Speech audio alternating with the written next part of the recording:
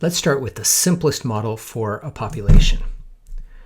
This is going to be completely ridiculous, but that's okay. So let's imagine we have a population at time t plus 1 that we want to predict. That is to figure out how many individuals just make it to the next time step, the proportion p, and of those individuals that make it to the next time step, what fraction actually make new individuals? That's p times b. You could think of b as the births, perhaps.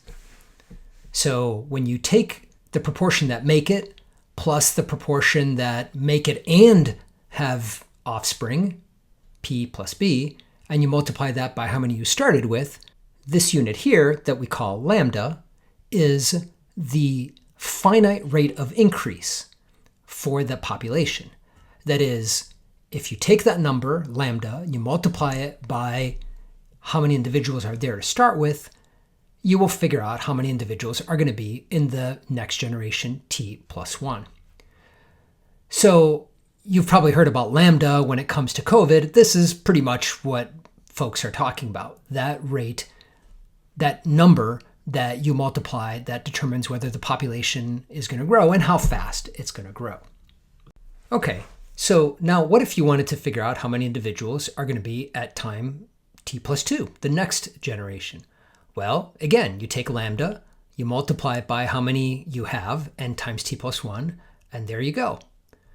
Now, you should immediately notice that n of t plus 1, you know what that is. That is lambda times n at t. So if you just substitute n of t plus 1 with what you had just before, lambda times t, you take those two lambdas, multiply them together, and times n at t, and this is how many you have at time t plus 1. And you can do the same exact thing for n at time t plus 3. You take the number in the previous generation, n at t plus 2, multiply it by lambda, but again, you realize quickly that you know what the previous generation is. It's lambda times n at t plus 1, and you know what n at t plus 1 is, which is that. And so it's basically lambda times lambda times lambda times n at t plus 1.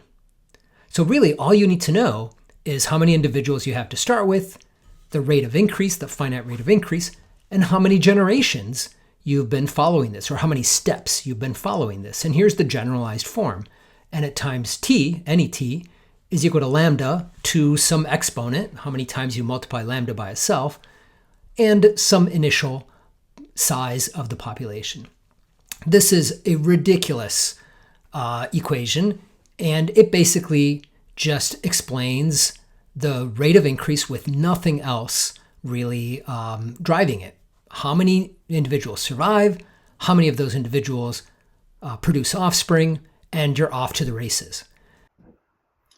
So there you have it for this very simple one species model with that it occurs at discrete time steps, time step 1, time step 2, time step 3, with this particular form, with lambda being the finite rate of increase. If lambda is greater than 1, this population grows. If lambda is 0, then 0 to whatever power is 1. This is one of the weird things about logarithms. And so the n at time t is just equal to whatever n you start with. And if it starts here, no matter how many other generations you add, the population exactly replaces itself here. On the other hand, if lambda is less than 1, the population is going to go to 0. The next models that we're going to look at are going to involve overlapping generations and therefore continuous growth. You can think of this as kind of your interest in a bank being compounded continuously instead of being compounded annually.